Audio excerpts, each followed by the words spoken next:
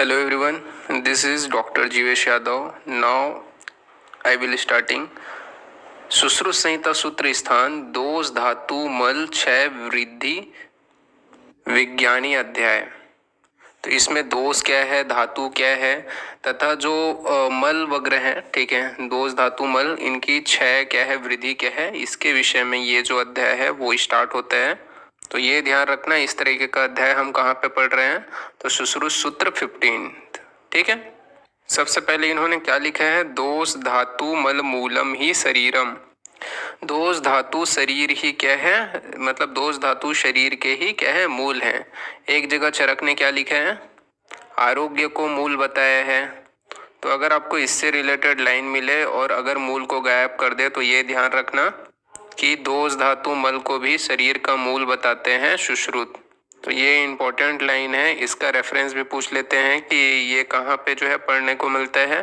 तो ये जो है वो सुश्रुत के 15th चैप्टर में हम जो है यहाँ देख रहे हैं, ठीक है। तो ये जो है तीनों चीज़ें मूल हैं, तो इसके जो क्षय वृद्धि के लक्षण क्या दिखते हैं ये आगे जो है चैप्टर में सुश्रुत ने बताया है। तो नेक्स्ट पेज के ऊपर अपन आते हैं। तो सबसे पहले देखिए जो 5 प्रकार की वात है उनका विभाजन किया गया है। तो ये जो वात के 5 टाइप है, पित्त के 5 टाइप हैं, ठीक है। इस टाइप से जो विभाजन है वो आपको कहाँ पे देखने को मिलता है, तो सुश्रुत सूत्र 15th चैप्टर, ठीक है। तो यहाँ पे लिखा है प्रस्पंदन द्वाहन पूरण विवेकन धारण। तो इसमें जो प्रस्पंदन जो कारण होता है, जो हम पल्पिटेशन फील करते हैं, तो वो व्यान वायु का काम है, ठीक है। ऊ से उद्वहन, ऊ से उदान वायु। तो उद्वहन जो कार्य होता है वो उदान वायु का होता है। फिर है पूर्ण करना, मतलब अपन जो है, तो अपन क्या करते हैं, प्राण मतलब श्वास लेते हैं तो श्वास से पूरित होते हैं अपन, तो पूर्ण करना प्राण वायु का काम, तो प से प मिला लेना। तो विवेचन करना समान वायु का, तो विवेचन से ऐसा समझ लो कि जो सभी में बांटना, ये मेनली क्या है, समान वायु का काम है। तो विवेक करना क्या है, समान वायु का काम हो गया। और फिर धारण करना, तो मल मूत्र इत्यादि वेगों को धारण करना, उसका धारण करते हैं, फिर उत्सर्ग करते हैं, तो ये अपान वायु का काम हो गया। तो याद करने का तरीका मैंने यहाँ पे बता दिया, केवल प्रस्पंदन व्यान वायु का काम है, या व्यस्त जो लोग होते हैं वो क्या है, प्रस्पंदन करते हैं, ऐसा ध्यान रखना। ऊ से उद्वहन, ऊ से उदान वायु, ऊ से पूर्ण, प से प्राण वायु, सबको समान रूप से विवेक देना या विवेचन करना, ये किसका काम है, समान वायु।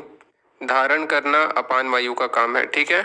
अब इसमें सारंगधर का जो है एक रेफरेंस याद रखो। सारंगधर ने बताया हृदय प्राणे, हृदय गुदे अपान समानम नाभि मंडले, तो समान वायु नाभि मंडल में। उदानः कंठ देशे, उदान वायु का स्थान कंठ देश है, और व्यान जो है वो सर्व शरीर में स्थित रहती है। तो ये यहाँ से ध्यान रखना, क्योंकि यहाँ से जो है क्रिया शरीर का भी क्वेश्चन बनता है, तो ये कोटेशन लर्न कर लेना कि कौन सी वायु का स्थान कहाँ पे बताया है सारंगधर ने। फिर इसके बाद में आ जाते हैं पित्त में। तो अगेन पित्त का 5 प्रकार में विभाजन कहाँ पे किया गया है, सुश्रुत ने यहाँ पे। अब देखो राग पक्ति तेज मेधो उष्णता पिता पंचधा, तो ये 5 कार्यों को करने वाला जो पित्त होता है वो 5 प्रकार का होता है, ठीक है। फिर उसके बाद में लिखते हैं प्रविभक्त अग्निकर्मणा अनुग्रह करोति, फिर जो है शरीर जो अग्नि का कार्य करते हुए जो है पित्त का अनुग्रह कर लेते हैं। तो ये ध्यान रखना, अग्निकर्म किसका कार्य होता है, पित्त का कार्य होते हैं। फिर नीचे देखोगे विमर्श में कि राग करना मतलब शरीर का रंजन करने हैं, रंजन मतलब कलरिंग करना, तो ये रंजक पित्त का कार्य हो गया। फिर है पाचन करना, तो पाचक पित्त का कार्य हो गया। फिर तेज जो होता है, जो आंखों में स्थित होता है, जिससे आलोचन मतलब जिससे हम देख पाते हैं, तो वो जो है आलोचक पित्त का कार्य हो गया। फिर अपनी बुद्धि को कंट्रोल करना मेधावत, तो बुद्धि कैसी होनी चाहिए, साधुकृत होनी चाहिए, तो मेधाकृत साधक पित्त का कार्य हो गया। और उष्मा शरीर का जो पाचन होता है वो क्या है, सब भ्राजक पित्त का कार्य कहलाता है। साथ ही साथ हम ये बोल सकते हैं कि जो त्वचा को या शरीर को मिलनी जो है भ्राजन करता है, त्वचा में जो रहता है वो आपका भ्राजक पित्त होता है। तो रंजक रागकृत काम करता है, तेजकृत आलोचक पित्त का काम हो गया, ठीक है। पक्तिकृत पाचक पित्त का काम हो गया। मेधाकृत जो है साधक हो गया, और उष्मकृत जो है वो आपका, तो मेधाकृत साधक हो गया और उष्मकृत जो है वो भ्राजक हो गया। अब इसमें आपको एक चीज याद रखना है, दृक स्तंभ। दृक स्तंभ का मतलब होता है चक्षु में कौन सा पित्त होता है। तो आलोचन हम किससे करते हैं, तो जो है आपका आलोचक पित्त का मेनली वहां पे स्थान होता है। अब देखो पित्त के स्थान बता रखे हैं, नाभिर अमाशय श्वेदो लसिका रुधिरम रसा दृक स्पर्शस्य नाभिरत्र विशेषता। ठीक है, तो पूरे बॉडी के अंतर्गत पित्त कहाँ पे स्थित होता है वो स्थान यहाँ पे बता रखे हैं। बहुत ज़्यादा क्वेश्चन इससे अराइज होते नहीं है, बट थोड़ा सा अपने मेमोरी में ये ध्यान रखिए कि पित्त के बॉडी में एक्चुअल क्या क्या स्थान है। मेनली आपको फोकस करना है कि कौन सा पित्त किस तरीके का कार्य करता है। ठीक है, अब आगे अपन नेक्स्ट देखते हैं। अब आते हैं अपन कफ के ऊपर। तो कफ के जो 5 टाइप हैं तो उसके क्या क्या कार्य हो गए देखो। तो सबसे पहले है संधियों में संश्लेषण करना। तो ये श्लेषक कफ का कार्य, तो इसके नाम से ही डिफाइन हो गया कि श्लेषक कफ संधियों का संश्लेषण करते हैं। फिर आता है कि भोज्य पदार्थों का स्नेहन रोपण भोज्य पदार्थों का स्नेहन करना, ये क्या है, क्लेदक कफ का कार्य होता है। ठीक है, मतलब भोज्य पदार्थों में क्लेदन उत्पन्न करना क्लेदक कफ का कार्य होता है। फिर आता है आपका पूरण करना। तो पूरण करना मतलब जो व्रण इत्यादि है उनका पूरण करना, वो आपका रोपक कफ होता है। देखो रोपण जब भी होगा तो कैसी चीज से होगा, थोड़ी सी जिसका जो आपका स्लिपरी नेचर होगा, थोड़ा सा स्निग्धांश जिसमें होगा, तो वो जो है कफ ही करता है। तो ऐसा कौन सा कफ है, वो आपका रोपक कफ हो गया। फिर आता है आपका बल स्थैर्यकृत। तो बल स्थैर्यकृत बोला गया है अवलंबक कफ को। आप इसको ऐसे भी ध्यान रख सकते हो कि शरीर का अवलंबन करते हैं, तो ये क्या है, बल स्थैर्यकृत होता है। ठीक है, तो यहाँ से आपको श्लेषक रोपक बोधक और शरीर का रोपण करने का काम होता है, या अक्षय का पूरण करने का जो काम होता है वो आपका तर्पक कफ होता है। तो एक बार वापस से संश्लेषण करना श्लेषक कफ का कार्य है। खाद्य पदार्थों का स्नेहन करना क्लेदक कफ का कार्य है। व्रण आदि का रोपण करना रोपक कफ का कार्य है। अक्षी शरीर का पूरण करना तर्पक क्या करेगा, पूरण करेगा। और बल स्थैर्यकृत, ये बहुत इंपॉर्टेंट है, ये अवलंबक कफ का कार्य है। ठीक है, तो अब जैसे कि आपने चरक में पढ़ा होगा कि जो स्नेह बंधव स्त्रीत्वम च गौरवम रिश्ता बलम क्षमा धृति लोभस्य कफ कर्म, ये जो है कफ के नॉर्मल कर्म या प्राकृत कर्म बता रखे हैं, है ना। इसी तरीके से देखो इसमें क्या है, स्थान भी बता रखा है। जो श्लेष्मा का स्थान होता है या अवलंबक का जो स्थान होता है वो क्या होता है। देखो श्लेष्मा जो है उसको अमाशय में संस्थित बताया है। क्लेदक को क्या है, अन्न का क्लेदन बोधन करने से रस बोधन करने वाला बताया है। बोधक क्या है, अक्षी का तर्पण करता है। श्लेषक क्या क्या है, जो है मेनली संधियों में स्थित होते हैं, मतलब संधियों का संश्लेषण करने वाला होता है। इसमें आपको बहुत ज्यादा कंफ्यूजन होगा, इसमें ज्यादा घुसना नहीं है आपको, केवल यहाँ पे जो कोटेशन है उसको आपको ध्यान रखना है। तो कई बार क्या करते हैं, विमर्श में बहुत ज्यादा घुस के वहां पे टाइम भी वेस्ट करते हैं। ठीक है, और फिर उसके बाद में कंफ्यूजन भी होता है। यहाँ पे इस विमर्श से उतना ज्यादा आ नहीं रहे हैं। यहाँ पे आपको इतना ध्यान रखना है कि आचार्य सुश्रुत के 6 नंबर की कोटेशन है, इसमें किसका क्या कार्य है। अब कई बार क्वेश्चन ये आता है कि त्यक्त द्रवत्वम ये किसका कार्य होता है। तक्त द्रवत्वम क्या है, पित्त का कार्य होता है। ये लिक्विड फॉर्म में इसको तक्त द्रवत्वम रिलेट किया गया है। ये जो पाचक पित्त होता है ना, वो हमेशा द्रव्य रूप में नहीं होता है, इस वजह से तक्त द्रवत्वम हमेशा पित्त के लिए लिखा हुआ आता है। ठीक है, पूरण करना वात का भी कार्य होता है और कफ का भी कार्य होता है, ये आपको यहाँ से ध्यान रखना है। दोनों आंसर जाएंगे। अगर आपको वात पित्त कफ में पूरण पूछा जाए तो वहां पे वात और कफ बोथ आंसर जो है वो जाएगा। ठीक है, तो यहाँ पे 3 जो दोष हैं आपके वात पित्त कफ, उनके जो प्राकृतिक कर्म है, मतलब स्पेसिफिकली जो आपके 5 के कर्म हैं, चीज हमने यहाँ से देख ली है। अब नेक्स्ट पेज के ऊपर अपन आते हैं। इसके बाद में अपन देखो धातु के ऊपर आते हैं। तो रस का कार्य क्या होता है, तुष्टि प्रीरणम, और उत्तरोत्तर धातु का भी पूरण करेगी तब तो पुष्टि करेगी। ठीक है, तो यहाँ पे एक इम्पोर्टेंट चीज है कि हमेशा प्रीरण करना काम होता है रस का। रक्त क्या करता है, वर्ण का प्रसादन करता है। और उत्तरोत्तर जो धातु है, रस रक्त मांस मेद अस्थि, तो अस्थि आएगी तो अस्थि को पुष्टि कौन देता है, मेद देता है। और शरीर में स्निग्धता है, दृढ़ता है, ये सब क्या है, मेद से रिलेट करते हैं। फिर अस्थि क्या करता है, देह का धारण करता है, हम खड़े रहते हैं, हमारा स्ट्रक्चर है वो, तो धारण करना किसका काम है, अस्थि का कार्य है। और मज्जा की पुष्टि करता है। मज्जा बहुत बड़ा इंपॉर्टेंट है, लगता भी नहीं है ये इसका कार्य होगा। देखो क्या लिखा है, प्रीति स्नेह बलम शुक्र पुष्टिम, और साथ ही साथ में पूर्णम अस्थानाम।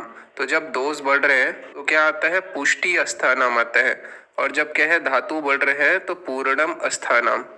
सॉरी, यहाँ पे दो चीज बढ़ रहे हैं, ठीक है।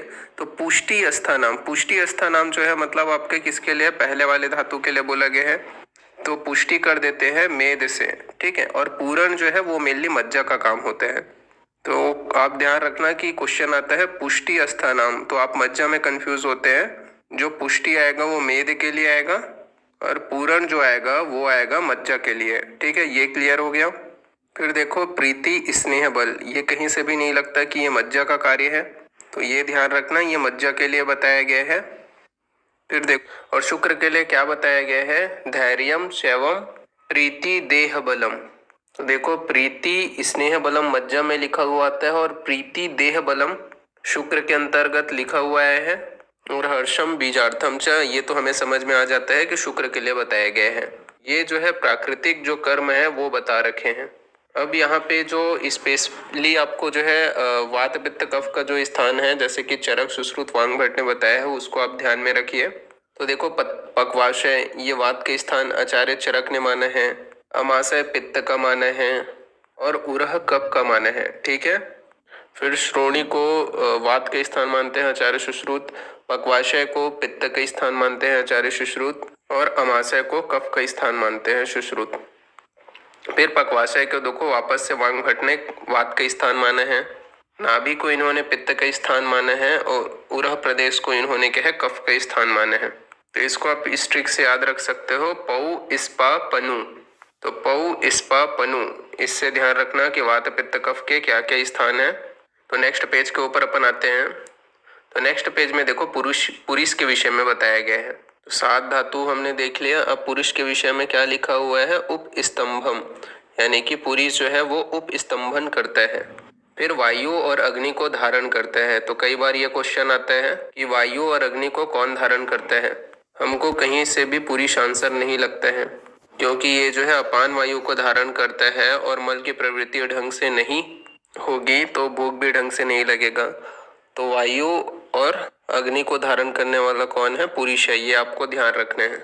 वस्ती क्या करती है, पूरण करती है, और विक्लेदकृत, विक्लेदकृत का मतलब होता है क्लेद को एक्सक्रिएट करती है शरीर में, किसके जरिए, मूत्र के जरिए। तो ये ध्यान रखना, विक्लेदकृत जो कार्य है ये वस्ती का होता है। और स्वेद क्या करता है, क्लेद को लाता है, क्लेद को धारण करता है। तो दोनों में कंफ्यूज नहीं होना, वस्ती क्या कर रही है, मूत्र का विसर्जन कर रही है, मतलब विक्लेद करने वाली है।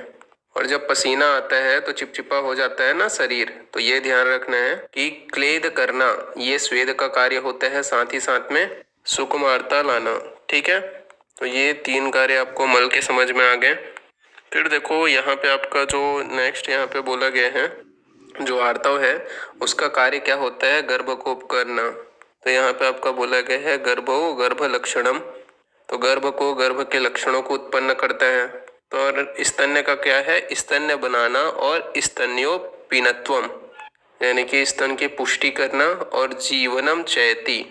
देखो जीवयति वर्ड किसके लिए लिखा आया था, रक्त धातु के लिए, और जीवनम जो वर्ड आया है वो स्तन के लिए आया है, ठीक है। तो यहाँ पर आपको कंफ्यूज नहीं होना है, ये क्लियर रखना है। फिर नेक्स्ट देखते हैं अपन, मतलब नेक्स्ट पेज के ऊपर अपन आते हैं। तो हमने जो अभी तीनों दोष अभी पढ़े, साथ ही साथ में धातु पढ़ा, मल पढ़ा, इन तीनों के लिए क्या लिखा है, विधिवत रक्षतम कुर्वीत। तो ये रेफरेंस पूछा जाता है कि विधिवत परिरक्षणम कुर्वीत किसके लिए आता है, तो ये तीनों चीजें जैसे कि दोष के लिए भी आया है, धातु के लिए भी आया है, और मल के लिए भी आया है।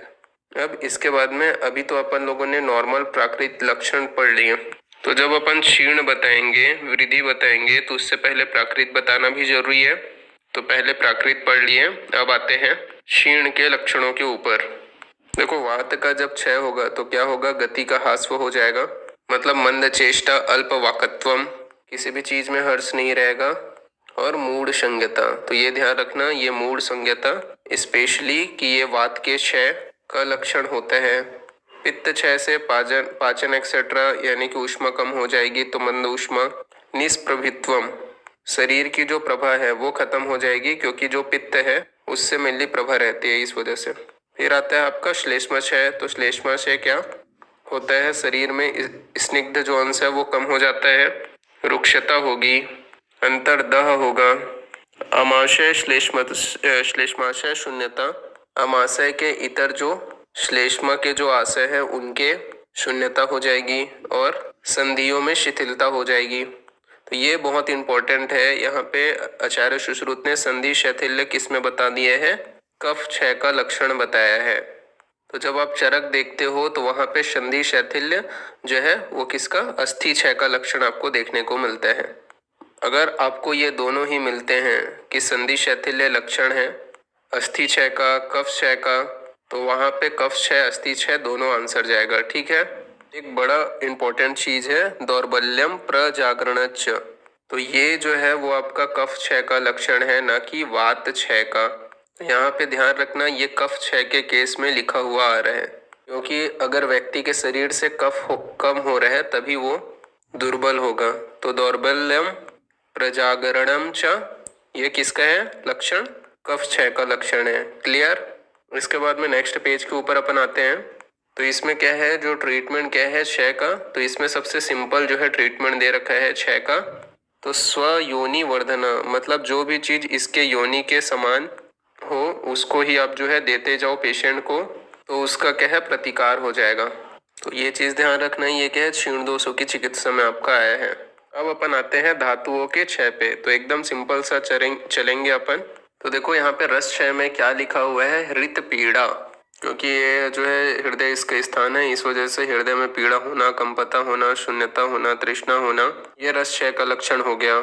फिर रक्त को त्वचा से रिलेट करेंगे तो त्वचा का पारुष्य होना, ये बड़ा इम्पोर्टेंट है। अम्ल शीत प्रार्थना, क्योंकि अम्ल शीत द्रव्य रक्त को बढ़ाने वाले होते हैं।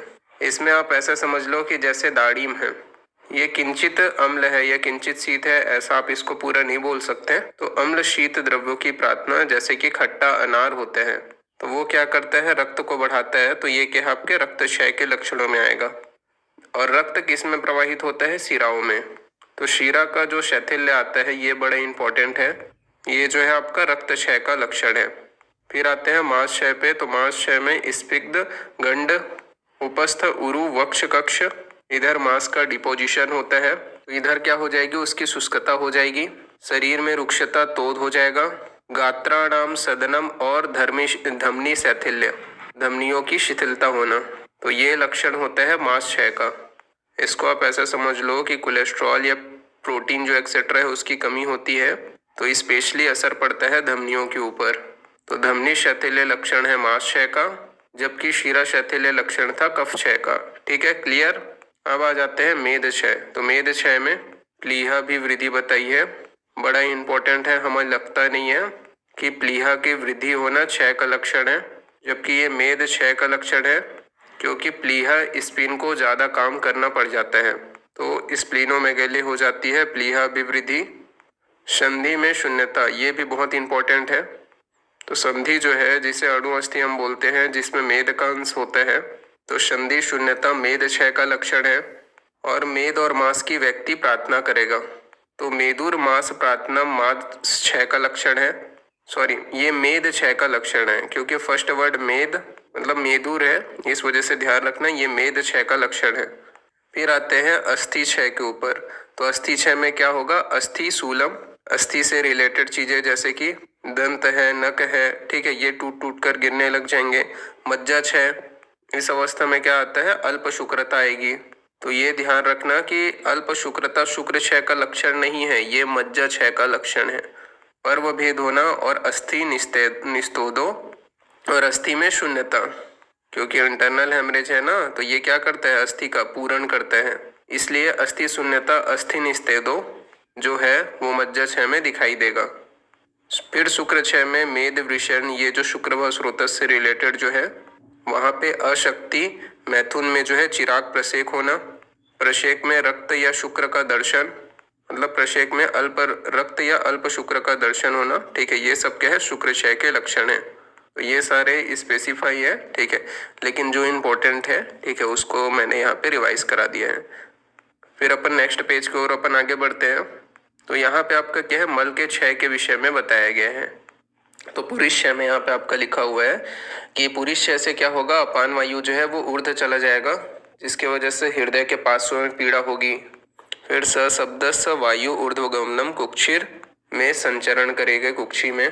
तो ये वर्ड ध्यान देना, जो हृदय पार्श्व पीड़ा है वो आपका पुरुष क्षय में लिखा हुआ आ रहा है, जबकि हमने हृत पीड़ा रस क्षय के अंतर्गत पढ़ा है, ठीक है। मूत्र क्षय में क्या होगा, जो आपका मूत्रवाही स्रोतस है उसमें क्या है, पीड़ा होना, तोद होना, मतलब बस्ती में तोद होना, अल्प मूत्रता का होना, ये सभी लक्षण आपको आ जाएंगे, ठीक है। तो इसमें आपका क्या है, सबकी जो चिकित्सा है वो क्या है, स्वयोनि वर्धन करने हैं। फिर उसके बाद में आपका स्वेद क्षय में क्या होगा, त्वचा जो है वो मेनली आपका सूखा सा हो जाएगा, स्पर्श वैगुण्य हो जाएगा। तो स्पर्श अच्छा से नहीं होगा, तो ये स्वेद क्षय का लक्षण है। तो स्वेद क्षय में अपन ट्रीटमेंट क्या करेंगे, यहाँ पे स्वयोनि वर्धनी द्रव्याणि प्रतिकारा। तो ये चीज जो है स्वेद क्षय पे लागू नहीं होगा, वहां पे अपन क्या करेंगे, स्वेद क्षय में अभ्यंग कराएंगे पेशेंट को और स्वेदन द्रव्यों का प्रयोग करेंगे, ठीक है। ये क्लियर हो गया। इसके बाद में देखो आर्तव क्षय के लिए लिखा गया है कि आर्तव क्षय में क्या है कि जो आर्तव जो है वो उचित काल पे दर्शन नहीं दिखाई देगा, मतलब जो मेंसेस जो है वो इनरेगुलर हो जाएंगे पेशेंट के, या जो उसका मेंसेस का टाइम पीरियड है जैसे कि 2 to 4 डेज में 3 डेज ही मेंसेस आएगा, ये अल्पता हो जाएगी, साथ ही साथ में योनि में वेदना होगी। अब इसका ट्रीटमेंट कैसे करेंगे, तो संशोधनम आग्नेयानाम च द्रव्याणाम विधि उपयोगा। तो ये कई बार क्वेश्चन आए हैं कि आर्तव क्षय में क्या चिकित्सा की जाती है, तो संशोधन चिकित्सा, और आर्तव स्वयं उष्ण है, इस वजह से उसे बढ़ाने के लिए आग्नेय द्रव्य का प्रयोग किया गया है। फिर अपन आते हैं स्तन्य क्षय पे। तो स्तन्य क्षय में क्या होता है, स्तन्य अम्लान हो जाते हैं और आपका जो है स्तन्य का अभाव हो जाता है। तो अपन क्या करेंगे, जो स्तन्य को बढ़ाने वाली जो चीजें हैं जो कि कफ को बढ़ाने वाली होती हैं, तो अपन यहाँ पे क्या चिकित्सा करेंगे, श्लेष्म वर्धन द्रव्यों का उपयोग किया जाएगा। गर्भाशय में गर्भ में स्पंदन नहीं रहता है और कुक्षी जो है वो क्या है, बढ़ती नहीं है।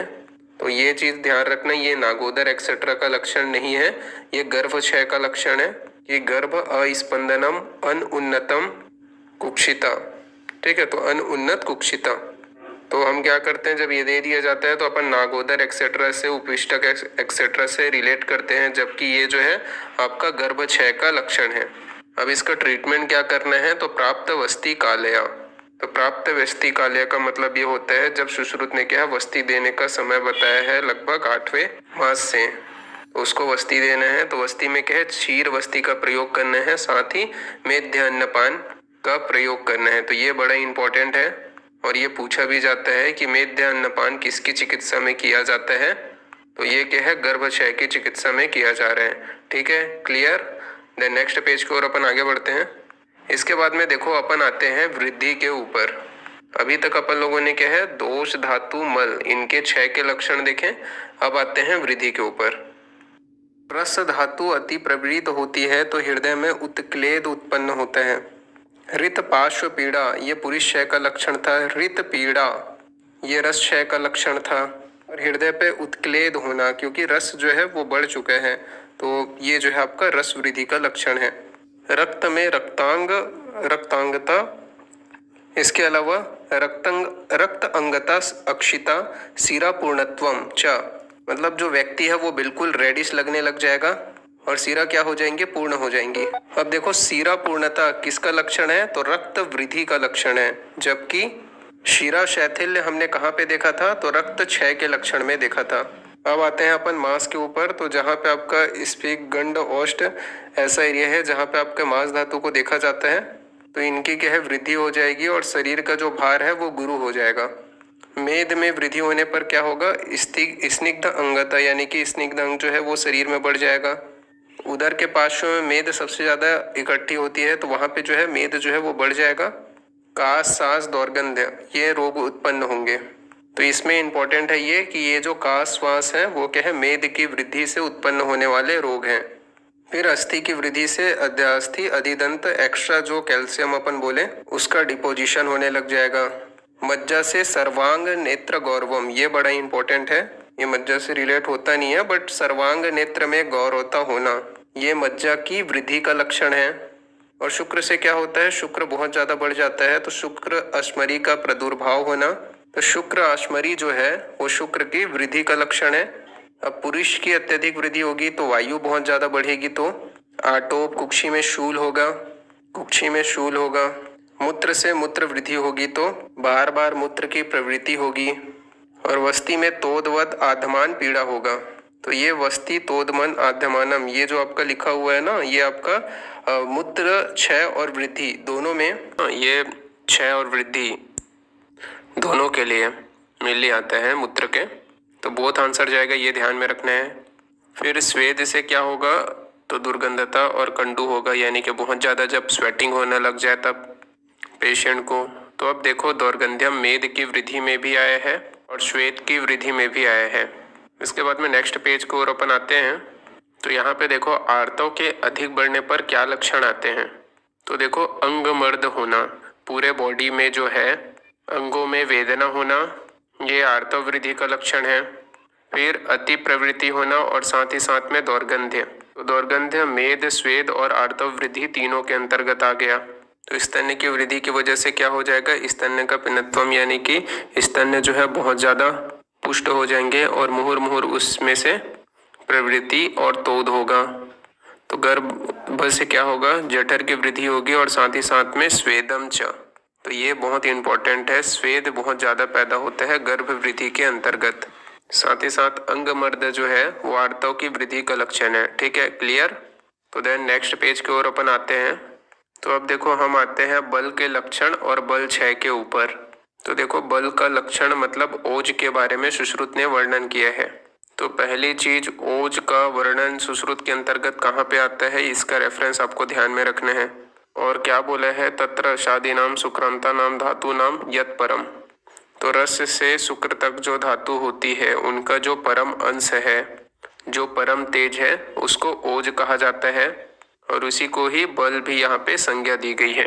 इस बल से क्या होता है, मांस धातु स्थिर रहती है, सर्व चेष्टा का अप्रतिघात होता है, स्वर वर्ण का प्रसादन होता है, बाह्य और अभ्यंतर जो हमारे ज्ञानेंद्रिय हैं उनका जो कार्य होता है वो उत्तम रूप से होता है। तो ये स्पेसिफिकली ओज शरीर में अगर नॉर्मल है तो उसके कार्य यहाँ पे बता रखे हैं। तो बल से यहाँ पे समझना चाहिए ओज को। ठीक है, जैसे चरक में भी पढ़ा, अब सुश्रुत में भी देख लिया। तो कई बार क्या होता है कि जो प्राकृत श्लेष्म है उसको ओज और बल दोनों संज्ञा दी हुई है। अभी अपन आगे देखेंगे कि बाकी डिफरेंट आचार्यों का क्या क्या मत है, लेकिन ये याद रखना कि प्राकृत से श्लेष्म को बल भी कहा जाता है और ओज भी कहा जाता है। इसके बाद में देखो ओज के बारे में बता रखा है कि ओज जो है वो सौम्य अंश का होता है, स्निग्ध है, शुक्ल है, शीत है, स्थिर है, सर है। तो ये ध्यान रखना, ओज के गुणों में स्थिर भी आता है और सर भी आता है, दोनों विपरीत गुण है, फिर भी ये क्या है, ओज के अंदर उपस्थित होते हैं। विविक्तम का अर्थ होता है श्रेष्ठ गुण युक्त होना। मृदु है, मृतस्न है और प्राणायतन में उत्तम है। तो यहाँ पे तो क्या कर रहे हैं, सुश्रुत जो है प्राणायतन में उत्तम जो संज्ञा है वो ओज को दे रहे हैं, लेकिन जब अपन निदान स्थान पढ़ते हैं वहाँ पे जो प्राणायतन उत्तमम जो वर्ड है, ठीक है, निदान स्थान में वो बस्ती को बोले हैं। तो ये लाइन याद कर सको, ओज के विषय में जो बताया गया है तो बढ़िया है। ठीक है, नहीं तो जो क्वेश्चन आ रहे हैं कि जो आपका स्थिर सर जो है वो दोनों गुण है, विविक्तम इसका गुण है, प्राणायतन उत्तमम ये भी मेनली ओज के लिए बोला गया है।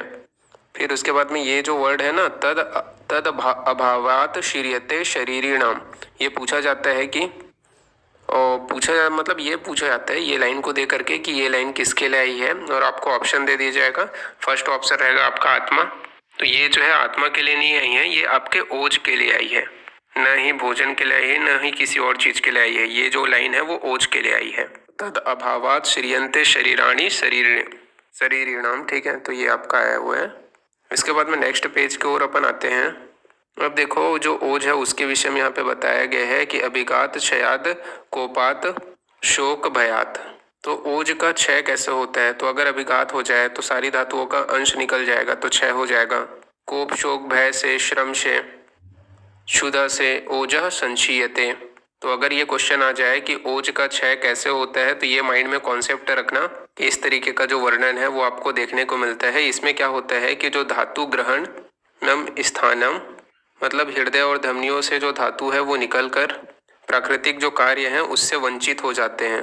तो धातु ग्रहणम स्थानम, ये किससे रिलेटेड लाइन है? ये ओज से रिलेटेड लाइन आ रही है, ये आपको ध्यान में रखना है। देखो, ओज क्षय या ओज की विकृति या ओज के व्यापद या जो आपका आता है बल व्यापद, ये क्या है? तीनों एक ही वर्ड हैं। जो आपका आता है विस्त्रंस, व्यापद और क्षय, ये किसने बताया है? तो सुश्रुत ने बताया है। ओज की जो विकृति है वो 3 तरीके से हो सकता है, या तो विस्त्रंस होगा, या उसके व्यापद आएंगे, या फिर वो क्षय को प्राप्त होगा। ठीक है, ये जो लाइन है ना, संधि विश्लेषो गात्राणाम, विस्त्रंस होना संधियों में और संधियों में विश्लेष हो जाना, गात्राणाम सदनम दोष चयनम, क्रिया का असन्निरोध हो जाना, क्रिया करने में सक्षम नहीं होना, ये क्या है? विस्त्रंस के लक्षण होते हैं। तो ये जो नॉर्मल बॉडी के क्राइटेरिया होता है उसका काम नहीं होना, ये सब क्या है? विस्त्रंस में आएगा। ठीक है, तो संधि विश्लेष गात्राणाम सदनम दोष चयवनम क्रिया असन्निरोध विस्त्रंसे। अब आता है आपका व्यापद।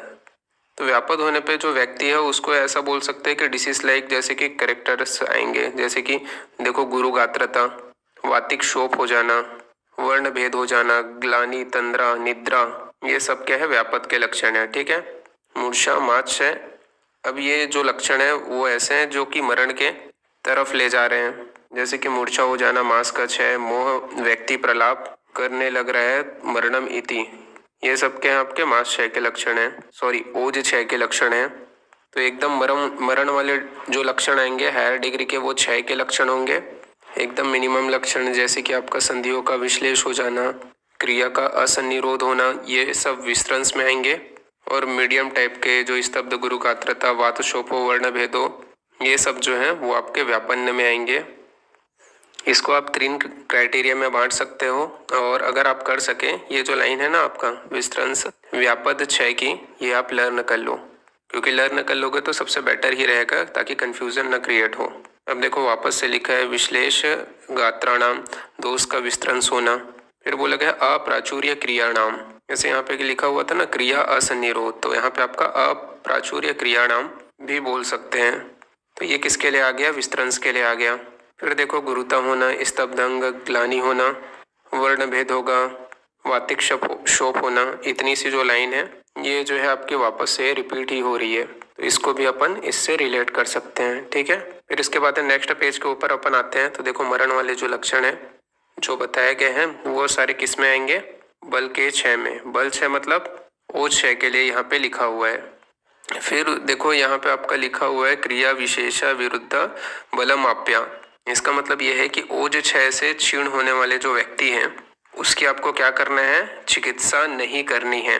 मूढ़ संज्ञम वर्जित, मतलब उसको वर्जित कर देना चाहिए। ठीक है, अब यहाँ पे इन्होंने बोला है कि जो भी इन्होंने क्षय, वृद्धि एक्सेट्रा के लक्षण देखे हैं उसमें भी अगर क्षीणता होती है, तो क्षीणता में हमेशा क्या होती है?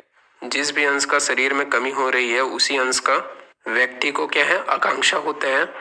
तो जो भी अपन ने क्या है क्षय, वृद्धि एक्सेट्रा के लक्षण हमने देखे, तो इसमें जो भी क्षीणता होती है, तो क्षीणता में हमेशा क्या होगा? जिस भी अंश का क्षीणता होगा, मतलब शरीर में कमी हो रही होगी, तो उसी अंश के जो व्यक्ति है उसी चीज को खाने की इच्छा होती है। जैसे कि अम्ल शीत प्रार्थना कर रहा था वो रक्त के क्षय में।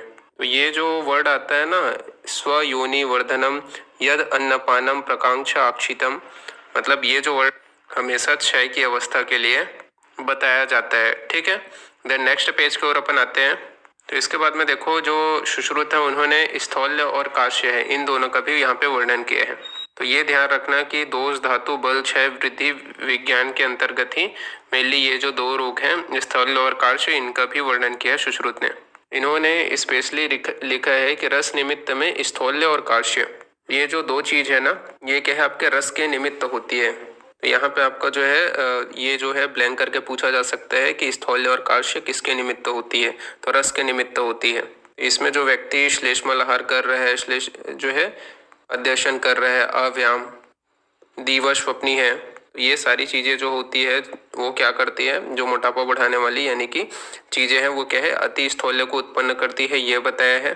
अब उन्होंने क्या है कुछ लक्षण बताए हैं जो अति स्थौल्य में होते हैं, जैसे कि ये ध्यान रखना। तो यहाँ पे आपका बोला गया है कथन करना। कथन मतलब हक लाना। गदगद वाक होना मतलब एक अच्छे सिलेबिक जो स्पीच है उसमें नहीं बोल पाना। तो ये जो है ये अति स्थौल्य के लक्षण में बताया है।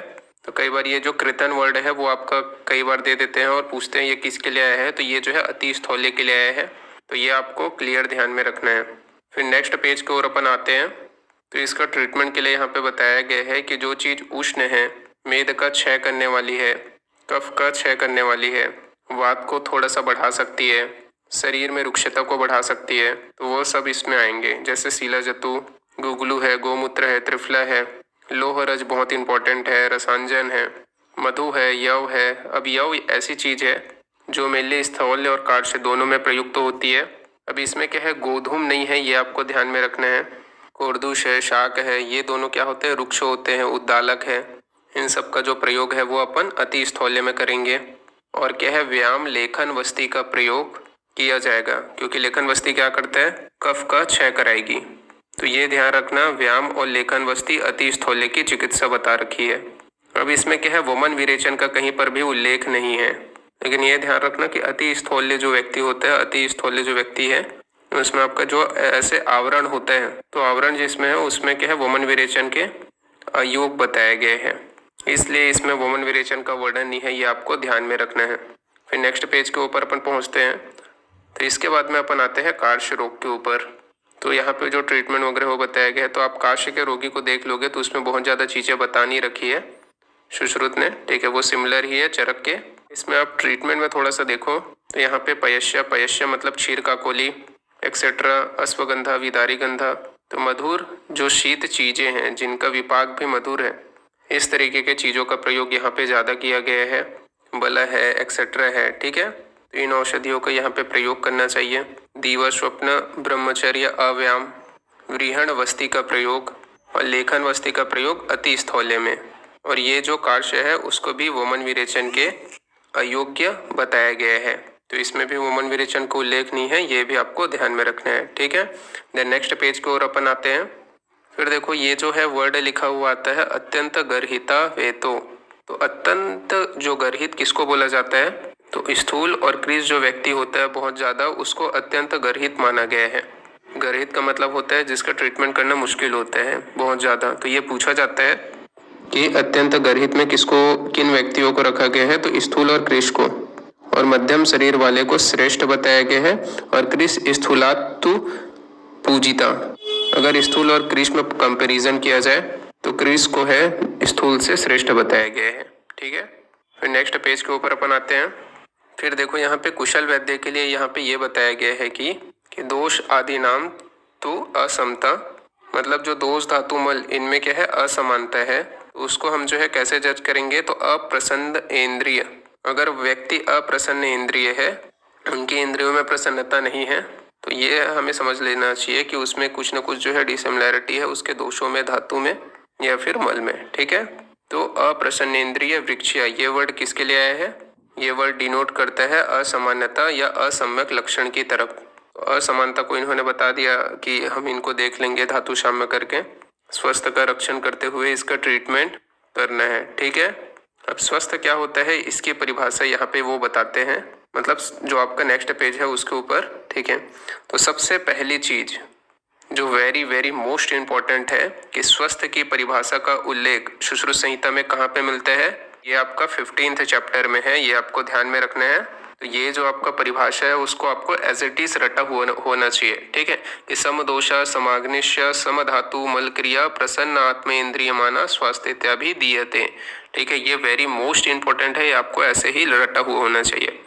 तो इसमें से कुछ भी गायब करके आपको दे सकते हैं। वैसे ये क्वेश्चन बहुत बार आ चुके हैं तो अभी आता नहीं है, फिर भी स्वस्थ की परिभाषा आपको ध्यान में रहनी चाहिए। इसमें क्लियर कट सुश्रुत ने इंडिकेशन दिया है कि ऐसा नहीं है कि केवल हम जो है बॉडी के रक्षण देखेंगे, आत्मा और इंद्रिय भी जिसका में संतुष्टि है वो भी व्यक्ति आपका क्या है स्वस्थ हो सकता है। तो इसका जो है रेफरेंस ध्यान रखना कि ये जो है आपका दोष धातु मल क्षय विज्ञानी 15 अध्याय, मतलब जो 15वां जो चैप्टर है उसमें हम देखते हैं।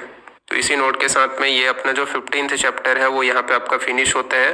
स्पेशली एक्सक्लूसिवली जो आपके दोषों के 6 के जो लक्षण हैं वो वृद्धि से भी बहुत ज़्यादा इंपॉर्टेंट है, ठीक है। और जो क्वेश्चन बार बार आ रहे हैं उनको मैंने यहाँ पे आप लोगों को रिवाइज करा दिया, बहुत ज़्यादा डिटेल में नहीं, पर जो क्वेश्चन आते हैं उनको ही आपको रिवाइज करने हैं। तो इसी के साथ में ये वाला जो लेक्चर है वो अपन फिनिश करते हैं, ठीक है। Thank you class.